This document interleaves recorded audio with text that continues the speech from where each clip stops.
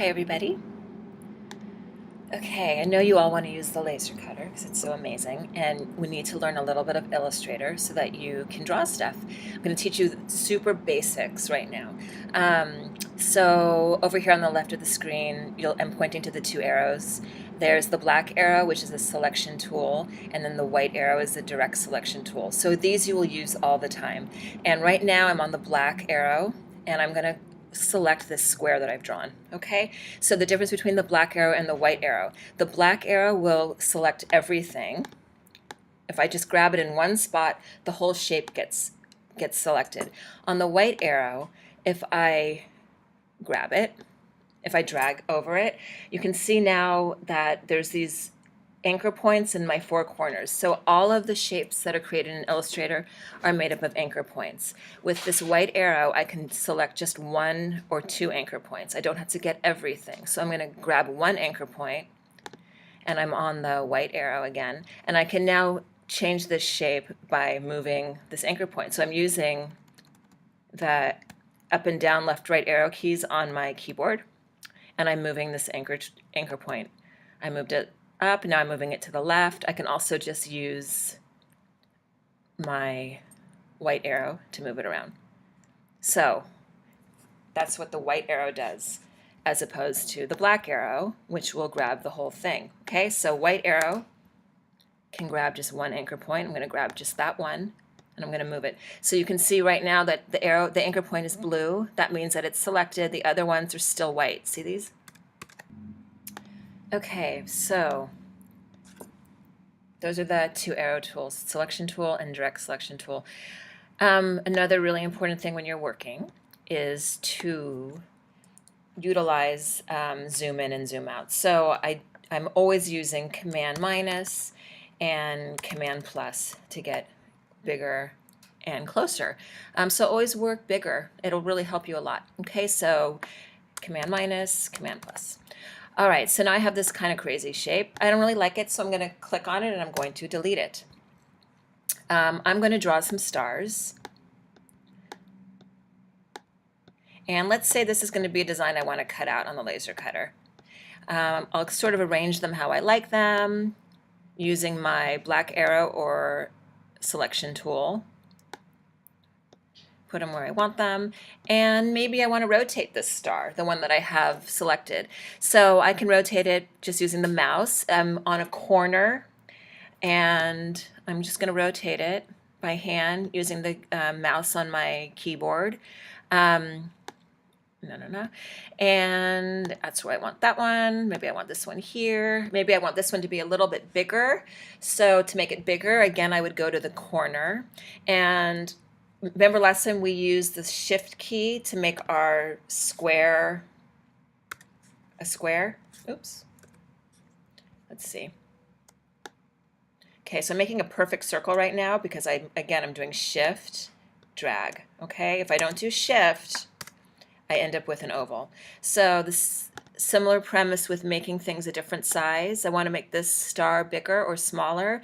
So I'm going to drag from the corners, but I'm going to hit shift so that it drags it all together. It kind of makes everything bigger proportionally. If I don't hit shift and I just drag it, I can distort it.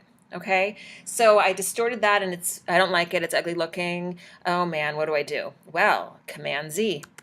Okay, Command Z is your friend all the time. Command Z is great.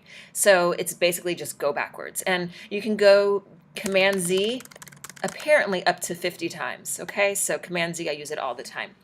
So now this is my shape, my design that I want to cut out on the laser cutter, maybe in some pink plexiglass, of course. Let me make this one a hair bigger. I want to increase this one, so I'm going to go shift. I'm going to drag it to make it a little bigger, and I'm going to put this one here. I'm going to move it over. I'm also using the arrow keys on the keyboard to move this, and I want to rotate it a bit, going to the corner and dragging. Okay, so this is what I want to do, let's say in the laser cutter.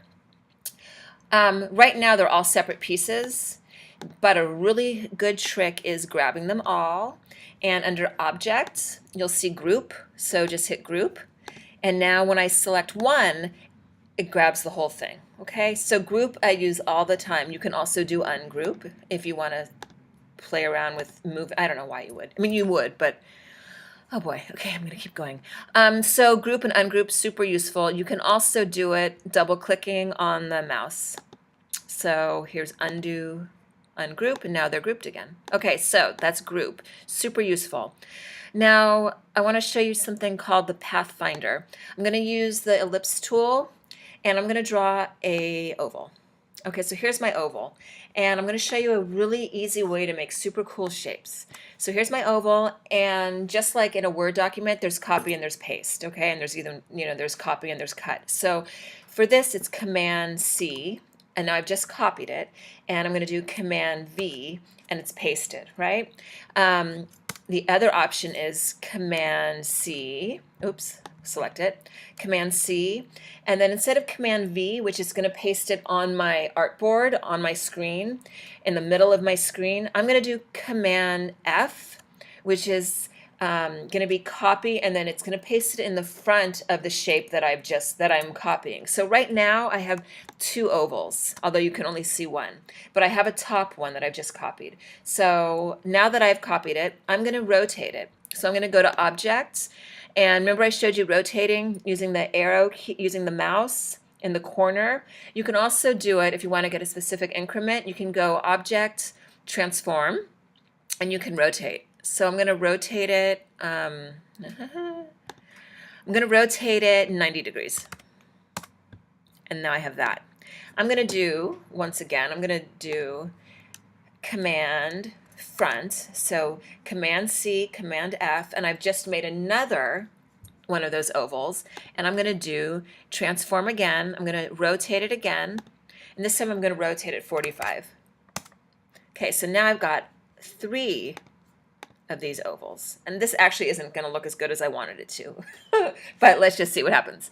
I'm going to do one more. I'm going to do Control C, Control F. So I've made another oval on top of my original oval, and I'm going to transform it again and rotate it. This time I'm going to go 270 and see what happens. Did that do anything? I'm not sure if that did anything. I'm going to move that one and see. Oh yeah, no it didn't. Okay, I'm going to delete that one. 270 gave me the same horizontal. Okay, I'm going to stick with this. So now I've got these 3 ovals that are overlapped. Right now they have a black outline and they have a white fill. So if you look over here on the left, you can see the square with the black, that's the outline, and the one behind it is the fill. So do you see that? Here's the white fill, and then click on that, and now I'm on the stroke again. For the laser cutter, when you are cutting, you want to have no fill. So right now I have a white fill. I'm going to select it all and just show you how you can change fills, because you might want to draw other stuff or print stuff out sometime. So again, with the laser cutter, there's no fill. But if you wanted to have a fill, now I'm over here on the right, and you can see, again, the 2 squares, the fill square and then the stroke square. I'm going to give it a pink. Okay, so I've just given it a pink fill, right? But I actually do want no fill. So below right here, you can see this says none. Okay, now I've got no fill. It's going to be important for the laser cutter that you have no fill, okay? So now I have this shape, and it's these 3 overlapped ovals. I'm going to select them, and then I'm going to go to, where am I going? I'm going to go to Effect. So there's something called Pathfinder, which you can find under Effect. Okay, I'm under it now. And there's another way to access it, which is also through Window. And here's the Pathfinder window. So it just came up for me. So here's Pathfinder. Okay, so this window includes Pathfinder, which we're going to work on now, but it also includes something called Align, and it also includes Transform. I use a lot of Align and a lot of Pathfinder. So right now I'm on Pathfinder, and it's different ways of combining shapes. So the very first one, it says Shape Modes, and then the very first one is, let's see, is Unite. Is it going to show me Unite? Okay, it's not coming up. But, okay, there we go, Unite. Okay, so I'm going to hit it, and lo and behold, that's what that did. Okay, not so cool, didn't kind of I didn't have my original shapes weren't that interesting. Let's say I don't like that. So I'm going to do what? I'm going to do Command Z. Now I'm back to normal. Let's try a different shape mode and see what happens. Let's try minus front back. It did that. Don't really like it. Let's try this one. That's sort of a potentially interesting shape. That actually could be a cool shape, but let's Command Z again and keep going. That one, I don't know what that did. And then this one is called Divide. This is also a cool one. So I'm going to hit Divide. And what that did for me now, I'm just going to show you just so you know what it potentially can do. I'm going to give it a fill again. What Divide did was if I use the direct select arrow, the white arrow, it divided all of my lines where everything intersected. So now these are individual shapes. So now I have this. I have all these individual shapes. And that's what Divide does, which could be useful to you for something. I'm going to go back. Okay, so I'm going to go back once more. So right now, once more. Okay. I've gotten rid of all the pathfinding stuff. Let me just do something really quickly so you can see that this actually can be kind of cool. Just change these a bit. So I'm stretching. It's not that I'm making the whole thing bigger. I'm just wanting to make it taller. So instead of going in the corner of the shape, I'm doing from the side, from the top. See that? The box that's around this is called a bounding box. Let's see. Okay, I'm going to pathfind this shape now. Let's see what happens. And I'm going to do Unite. Oh, now that's a kind of cool shape. Okay, so let's say we like that shape and we want to start to do some cool patterns with it. I'm going to copy and paste it. And maybe I put them next to each other. And now maybe I pathfind these. Oh my goodness, look at that. And now I'm going to copy and paste that. Put it here. And pathfind that. Okay, so this is how a very simple shape can become a pretty cool shape. And I think I've talked long enough. Over and out. Maybe.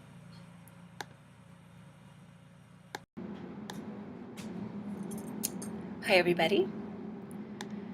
Okay, I know you all want to use the laser cutter because it's so amazing, and we need to learn a little bit of Illustrator so that you can draw stuff. I'm going to teach you super basics right now. So over here on the left of the screen, I'm pointing to the two arrows. There's the black arrow, which is a selection tool, and then the white arrow is the direct selection tool. So these you will use all the time. And right now I'm on the black arrow, and I'm going to select this square that I've drawn. Okay, so the difference between the black arrow and the white arrow. The black arrow will select everything. If I just grab it in one spot, the whole shape gets selected.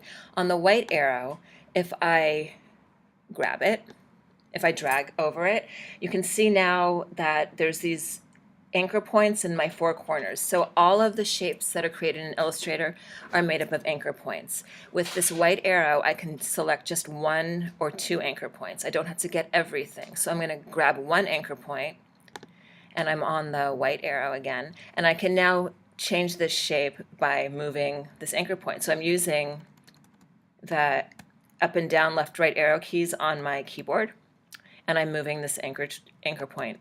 I moved it up, now I'm moving it to the left. I can also just use my white arrow to move it around. So that's what the white arrow does, as opposed to the black arrow, which will grab the whole thing. Okay, so white arrow can grab just one anchor point. I'm going to grab just that one, and I'm going to move it. So you can see right now that the anchor point is blue. That means that it's selected. The other ones are still white. See these?